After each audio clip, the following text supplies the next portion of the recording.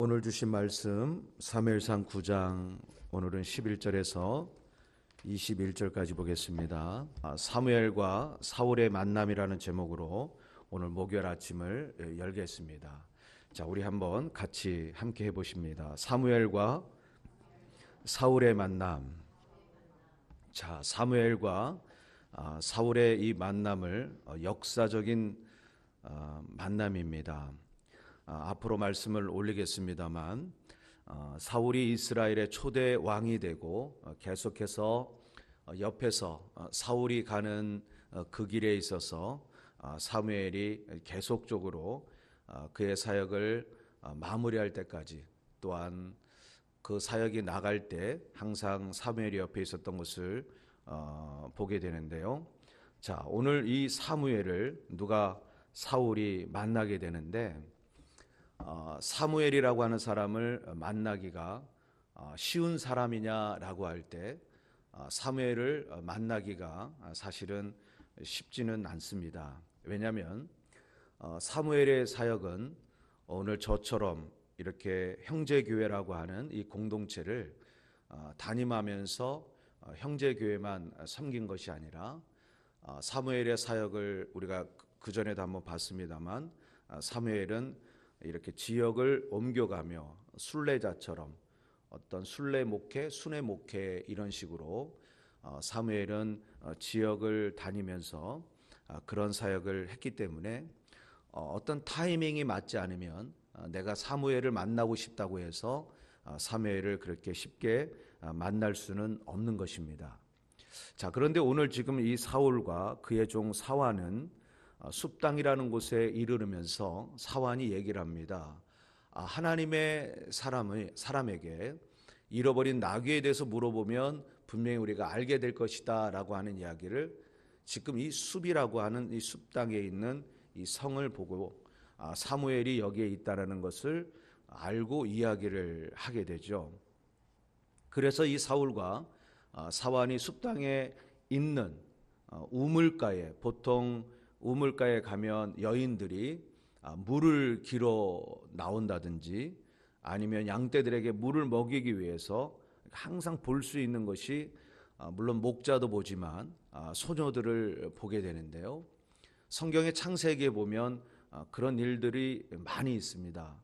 한 예를 들자면 이삭도 그랬고 야곱도 그랬고, 어쨌든 물길로 나온 물을 먹이는 아낙네들을 보면서 거기서 라반 삼촌 댁으로 입금을 받아 결국은 거기서 또 생활을 하게 되는 그러한 역사도 우리는 잘 알고 있는데요. 사울과 사완이 숲당에 성으로 들어가기 전에 그 광야에 있는 우물에서 한 소녀들을 만나는데, 소녀들에게 성견자를 물어봤습니다. 그랬더니 소녀들이 마침 산당이라고 하는 산에 있는 당인데, 무슨 그 산에 있는 옛날에 우상을 섬기는 그러한 곳이었는데, 지금은 우상을 섬기는 것이 아니라 사무엘이 그러한 산당, 산에 있는 예배당에서 하나님 앞에 제사를 드리는 그런 일을 했는데, 마침 지금이 여기 산당에서 하나님께 제사를 드리는 때가 되어 사무엘이 들어왔다라는 얘기를 소녀들에게 사울이 듣게 됩니다. 그래서 사무엘을 만나러 성으로 막 들어가는데, 또 사무엘은 산당으로 올라가려고 성에서 막 나오다가 사울과 사무엘이 그 성문 앞에, 성광장에서 이제 만나게 되는 것을 오늘 우리는 본문을 통해 보게 됩니다. 자, 그런데 이 만남을 통해서 우리가 보면서 한 가지 깜짝 놀라는 것은, 사울이 사무엘을 보고 물어요. 혹시 여기에 성견자가 있다고 하는데 성견자의 집이 어디 있는지 아시나요? 물어요. 누구한테 물었냐면 사무엘의 사완에게 물은 게 아니라 사무엘의 얼굴을 보고 사울과 사완이 물었다는 겁니다. 그러면 이 말씀을 좀 깊이 들어가 보면, 사울과 사완은 사무엘의 얼굴을 알고 있다 아니면 모르고 있다라고 할 때 모르고 있다라는 거예요. 자, 어떻게 사울이 사무엘을 모를 수 있을까라고 한다면 이것은 대단히 비상식적인 그런 모습이라고 보여집니다. 왜 그러냐면 사울이 살고 있었던 그 동네 이름을 우리는 잘 압니다. 기브아라고 하는 동네고, 또 사무엘이 거주하고 있는 사무엘의 집이 있는 곳이 라마인데, 우리가 성지 순례를 가보게 되면 이제 가보게 됩니다. 물론 다 가는 것은 아니고, 우리 바이블 동서남북 같이 이렇게 훈련을 받은 사람들은 보통 가는 성지 순례와 좀 다른 그런 코스들을 좀 이렇게 가게 되는데요. 라마와 이 기브아가 얼마 떨어져 있느냐라고 한다면, 여기 수완이에서 우리 정 권사님이 살고 있는 저기 캠브리지 터커 쪽 그 정도밖에 안 떨어져 있어요. 물론 옛날에 그 정도 거리는 상당한 거리입니다만, 사실 마음만 먹으면은 어쨌든 반나절이면 오고 갈 수 있는 그러한 거리고요. 또한 미스바라고 하는 회개 운동이 벌어졌던 이 미스바의 그 힐 언덕과 기브아는 바로 옆에 붙어 있는 동네입니다. 자, 그렇다면 사무엘이 이 미스바의 이스라엘 백성들을 불러 모았을 때 사울이 그곳에 가서 사무엘의 얼굴을 한 번이라도 봤다면, 저분이 사무엘이구나, 어떤 컨셉만 봐도 우리가 알 수 있는데, 결국 이 사울이 하나님을 모르는 왕이었다라고 하는 이 부분에 대해서 오늘 말씀을 딱 보니까, 사울은 하나님의 말씀이 있는 곳이나 기도의 자리나 회개의 자리가 있는 곳에는 참석하지를 않았다는 거예요. 부잣집 금수저를 물고 나왔기 때문에 굳이 거기까지 가서 해야 되냐라는 필요성을 못 느꼈을 수도 있습니다. 어쨌든 잘났기 때문에 사울만 움직이면 다른 사람보다 머리가 하나가 더 컸기 때문에 금방금방 눈에 띄는 그런 사람이었습니다. 그런데도 어쨌든 사울이 사무엘을 보고 몰라봤다라고 하는 것은 그의 영성이 여기까지 오면서, 그가 왜 하나님을 모를 수밖에 없었느냐면 늘 하나님과 가까이 있는 그 자리와 멀었다는 거예요. 말씀이 있는 자리와 멀었고, 기도의 자리와 멀었고, 회개의 자리나 어떤 부흥성회나 그런 자리에 멀리 있었기 때문에 사무엘을 보면서 선견자가 어디 있느냐, 그 말씀이 어디 있냐면 오늘 읽었던 18절을 한번 보시기 바랍니다. 제가 한번 공독해 올릴까요? 사울이 성문 가운데 사무엘에게 나아가 가로되 선견자의 집이 어디인지 청컨대 내게 가르치소서. 19절, 사무엘이 사울에게 대답하여 가로되 내가 선견자니라, 내가 바로 너가 찾는 사람이야 라고 사무엘이 이야기를 했다는 거예요. 그러면 지금 사무엘이 사역을 한 지 5년차 10년차가 아니잖아요.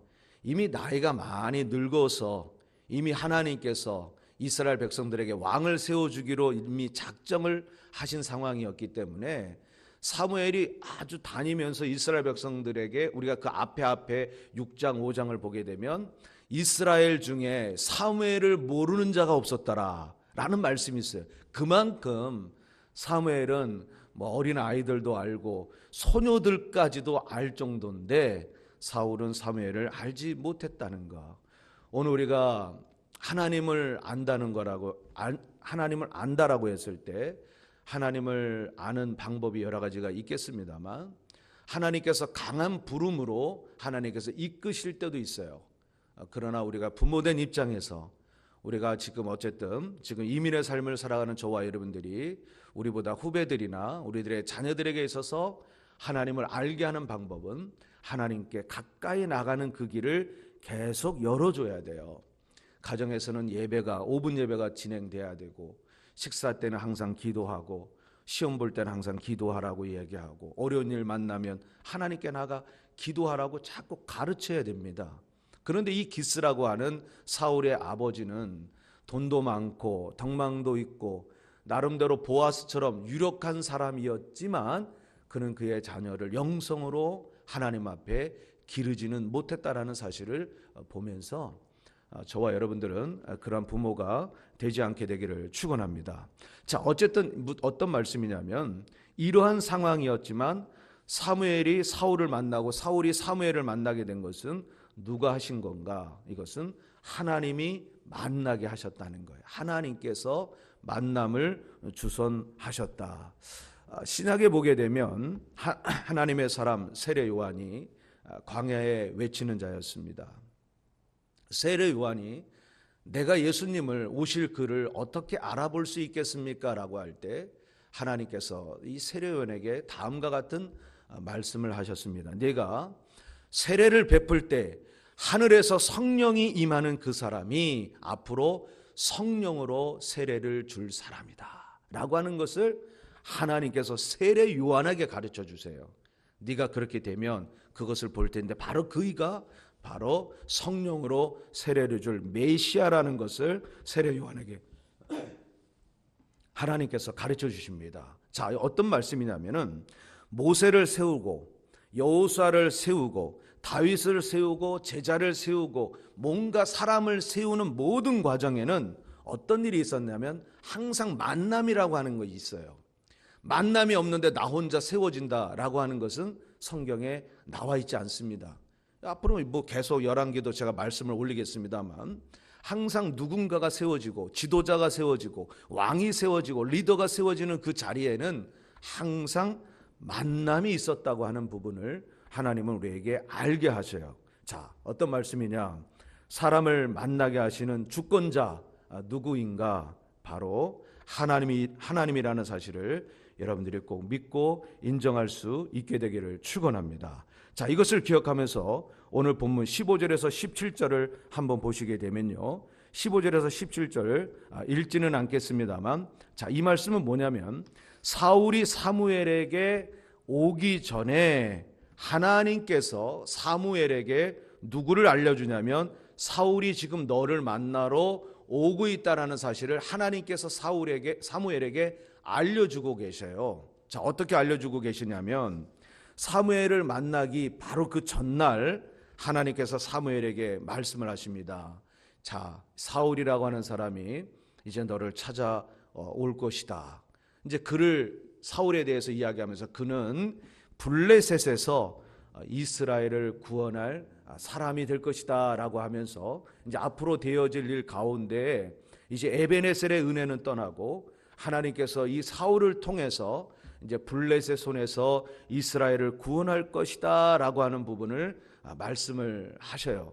자, 어떤 말씀을 하시는 거냐면 이 왕의 제도라고 하는 것은 한 사람의 이익을 위해서 왕을 세우는 것이 아니라 하나님께서 물론 원치 않고 기뻐하지 않는 것이지만 이스라엘 백성들이 왕을 세워달라고 하니까 하나님께서 그를 세워서 왕의 이익이 아니라 하나님께서는 당신의 백성을 구원하는 일에 사울을 쓰겠다고 사무엘에게 말씀을 하나님께서 하고 있어요.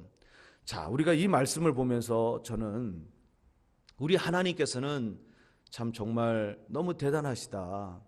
당신을 저버리고 인간적인 사람을 세워달라고 하는 그 자리에서도 하나님께서는 그 사람을 세우시고 버리시는 것이 아니라 그 사람을 통해서 당신의 백성을 돌보고 구원하시려고 하시는 하나님의 이 마음을 보면서 때로는 오늘 우리가 하나님 앞에 하나님이 기뻐하시는 것을 구하지 않고 나를 위한 것이나 아니면 하나님이 원하지 않는 세상 것을 구할 때도 우리가 있을 텐데 하나님께서는 그러한 자리에 서 있는 저와 여러분들을 미워하거나 어떤 이렇게 내치시는 것이 아니라 그 상황에서도 하나님은 당신의 자녀들을 생각하신다는 것을 보면서 하나님의 마음은 하늘보다 높고 바다보다 깊고 우주보다 넓다라는 것을 보면서 정말로 우리가 하나님만 왜 바라보고 하나님을 왜 의지해야 되는지를 말씀을 통해 보게 됩니다. 바라기는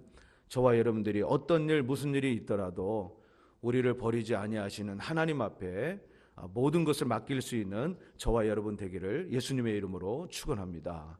자, 이러한 사무엘에게 이러한 일을 가르쳐 주면서 사무엘이 혹 섭섭할 수도 있습니다. 왜 그러냐?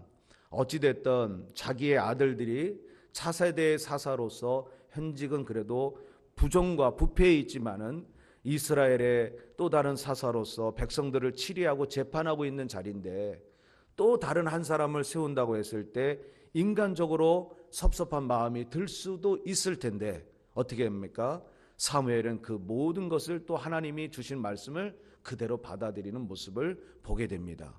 자, 그래서 사무엘이 사울을 만나 하는 얘기가 본문 20절에 나와 있는데 이렇게 이야기합니다. 사울에게 말합니다. 온 이스라엘이 사모하는 자가 누구냐? 너와 내 아버지의 온 집이 아니냐라고 하면서 사무엘이 사울에게 네가 앞으로 이스라엘 백성들을 이끌어갈 리더와 지도자와 왕으로 하나님께서 너를 세우실 것이다 그러면서 사울에게 사명을 지금 주고 있는 그런 메시지를 20절을 통해서 우리는 보게 됩니다. 자, 같이 한번 읽어보실까요? 20절 봅니다. 시작. 사흘 전에 일은 내 암나기들을 염려하지 말라. 찾았느니라. 온 이스라엘에 사모하는 자가 누구냐? 너와 내 아비의 온 집이 아니냐. 자, 이 말씀을 하면서 사무엘이 사울에게 한 이야기 뭐라고 했습니까? 사흘 전에 일은 내 암나기들을 염려하지 말라. 어떻게 했다고요? 찾았다. 자, 어떤 얘기냐면 너는 지금 나를 찾아온 것이 잃어버린 내 아버지의 잃어버린 암나기, 나귀를 찾아 나를 왔지만 사울아, 이미 3일 전에 잃어버렸던 그 나귀 찾았어. 자, 나귀를 잃어버렸다고 하는 이 사실은 누가 알고 있느냐면, 누구만 알고 있느냐면 아버지와 자기와 사환만 알고 있는 거예요. 물론 다니면서 혹시 뭐 나귀를 본 적 있냐 이러면서 얘기도 했겠지만, 사실 사무엘이 사울이 잃어버린 나귀에 관심이 있느냐라고 할 때 사무엘은 나귀 관심이 없지요. 그렇다면 사무엘이 이것을 알고 있다라고 하는 것은 그가 하나님의 사람이라고 하는 것을 간접적으로 사울에게 이야기하는 거예요. 이걸 어떻게 알았지? 깜짝 놀랄 수 있는, 그것도 3일이라고 하는 정확한 시간까지도 이야기하면서 지금 너는 나귀를 찾으려고 온통 너의 마음은 나귀에게 있지만 오늘 하나님께서 너에게 말씀하신다. 바로 너를 이스라엘의 지도자로 하나님은 세우시려고 하고 있다. 그러면서 사무엘이 하나님의 사람이라는 것을 사울에게 보여주고 있는 거예요. 제가 만약에 사울이었다면은 그 얘기를 들었을 때 이것은 장난이 아니구나 라고 하면서 바짝 엎드리든지 그 부분에 대해서 아마 생각을 해 봤을 텐데, 지금 이 이야기를 하면서 사무엘이 21절에 사울이 사무엘에게 이런 얘기를 합니다. 21절을 마지막으로 함께 읽습니다. 시작. 사울이 대답하여 가로되 나는 이스라엘 지파의 가장 작은 지파 베냐민 사람이 아니오며 나의 가족은 베냐민 지파 모든 가족 중에 가장 미약하지 아니하니까 당신이 어찌하여 내게 이같이 말씀하시나이까. 이것은 사무엘이 말하는 것이 아니라 이것은 하나님께서 사울에게 말씀을 하시는 거잖아요. 그런데 사울이 이런 이야기를 들었을 때 지금 사울이 얘기합니다. 나는 한마디로 보잘것없는 사람입니다 라고 하면서 소명과 사명을 받고 있는 자리에 자기 자신을 낮추게 됩니다. 그렇다면 우리가 생각해 볼 때 사울이 대단히 겸손한 사람이었구나, 우리가 그렇게 생각을 할 수는 있겠지만 사실 그런 것보다는 전혀 하나님에 대해서 모르고 있기 때문에 이것이 내가 감당할 수 없다라고 하는 그런 상황에서 사울이 사무엘에게 이야기를 하고 있는 거예요. 자, 우리가 이 모습을 보면서 생각나는 두 사람이 있습니다. 다 말씀을 드릴 수는 없지만 모세가 하나님 앞에 소명을 받았을 때 모세가 나는 할 수 없다라는 이야기를 하게 되고, 기드온이 사명을 받았을 때 기드온이 하나님 앞에 계속해서 하나님을 시험하는 그 모습이 우리는 성경에서 보았고 생각이 납니다. 자, 어떤 거냐면 하나님께서 오늘 우리에게 사명을 딱 맡겨주실 때 이 사명이 사람의 말로 들으면 그 사명을 감당하기는 어렵습니다. 그런데 이것이 사람이 아니라 하나님이 나에게 맡겨주신 일이다, 하나님이 나에게 지금 소명을 주신다라고 했을 때 그것은 어떻게 할 수밖에 없느냐면 성경에 나와 있는 것처럼 보잘것없는 종이오나 말씀하시면 순종하겠습니다. 말씀하시옵소서 주의 종이 듣겠나이다. 이거 누가 한 얘기죠? 사무엘이 한 얘기입니다. 사무엘을 통해서 하나님께서 우리에게 계속 말씀하시고자 하는 하나의 또 줄기가 있다면 이 부분이에요.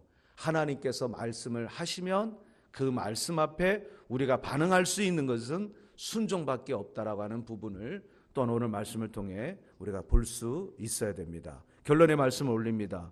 자, 오늘 본문의 사무엘과 사울의 만남은 우연히 아니었습니다. 이것은 사울이 오는 것도 또 사무엘이 사울을 만난 것도 다 이것은 하나님께서 하나님의 섭리 가운데 이 만남을 하나님께서 주선을 하고 있습니다. 자, 그렇다면 오늘의 이 말씀을 우리가 가져와서 적용해 들어간다면 오늘 우리가 만나는 우리의 만남도 결국은 어떤 거냐면 하나도 우연은 없다는 거예요. 오늘 내가 만나는 모든 일은 하나님과 관계없이 일어날 수 있을까라고 할 때 하나님과 관계없이 일어날 수 있는 일은 없다라고 하는 부분을 인정을 해야 돼요. 그것을 인정하게 될 때 어떤 일이든 크든 작은 일이든 그것이 꿈이 되었든 아니면 지나가는 일이든 간에 어떤 일이든 우리가 그것을 우리가 딱 만났을 때 우리는 항상 어떤 자리에 설 수밖에 없느냐면 하나님께서 나에게 말씀하시고자 하는 하나님의 음성은 무엇이냐 라고 하면서 하나님의 관점에서 이 일을 생각하게 되고 하나님 앞에 기도할 수밖에 없게 된다는 거예요. 그런데 이것을 잊어버리게 되면 하나님 앞에 묻지 않고 하나님께 기도하지 않습니다. 자, 그렇다면 우리가 많은 교회 가운데 우리가 이 형제라고 하는 이 형제교회를 만난 거 이거 우연입니까? 우연 아니라는 거예요. 우연이 아니에요. 그러면 제가 권사님을 만나고 제가 여러분들을 만난 것도 우연이냐라고 할 때 이것도 우연이 아니라는 거예요. 가정도 마찬가지예요. 부모 자식 간에도 만남도 마찬가지고 오늘 내 안에 질병이 있고 없고 이것도 다 우연이 아닌 것이고요. 오늘 우리에게 좋은 일, 때로는 좋지 못한 일, 아픈 일, 고난과 고통의 일도 우리가 만날 수 있습니다. 자, 이 모든 일 자체가 그냥 우연히 일어난 것이 아니라 하나님은 우리에게 분명히 이런 만남을 통해서 우리에게 메시지를 주고 있다는 거예요. 어떤 메시지를 주고 있느냐라고 할 때 하나님께서는 우리를 낭망하고 낙심케 하는 그렇게 일을 하지 않아요. 왜? 하나님께서는 우리의 영적인 아버지요. 하나님은 우리를 예수 그리스도를 통해 우리를 자녀 삼으셨기 때문에 하나님과 아버지와 자녀의 관계 속에서 우리가 만나는 이 모든 일은 우연이 아니라 어떠한 메시지를 저와 여러분에게 주고 있다는 거예요. 그렇게 우리가 생각을 하게 되면 그냥 이렇게 지나갈 수가 없게 됩니다. 그래서 그곳에서 내가 만난 그 만남에 생명을 거는 것이고 최선을 다하는 것이고 하나님께서 나를 다른 만남으로 하나님께서 이끄시기 전까지 계속해서 그 일 가운데에 하나님을 바라보고 어떻게 하는 겁니까?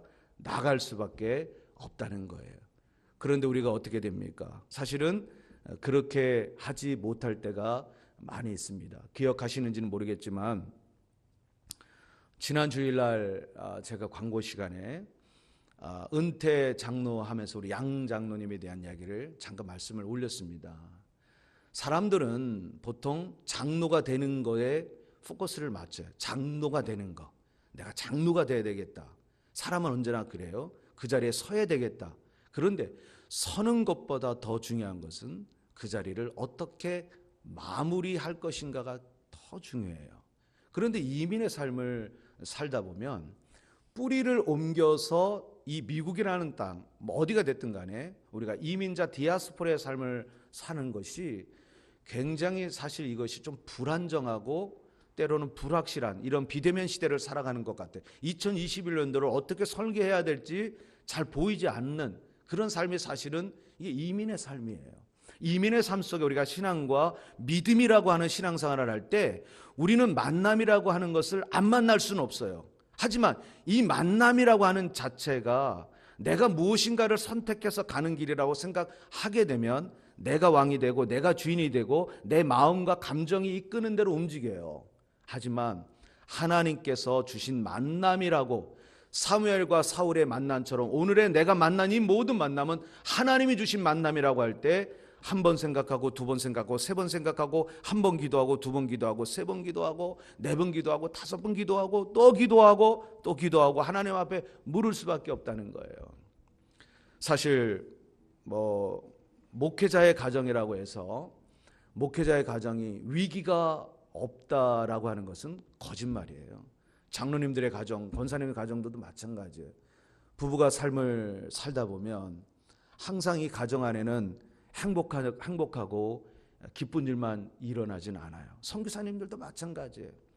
한 선교사님 가정도, 한 사모님도 이혼을 여러 번 생각하다가 어느 날 이혼하려고 막 결정 다 했는데 갑자기 애가 들어서 가지고 이혼하지 않고 다시 또 다른 나라로 좀 또 선교 떠나신 분도 계셔요.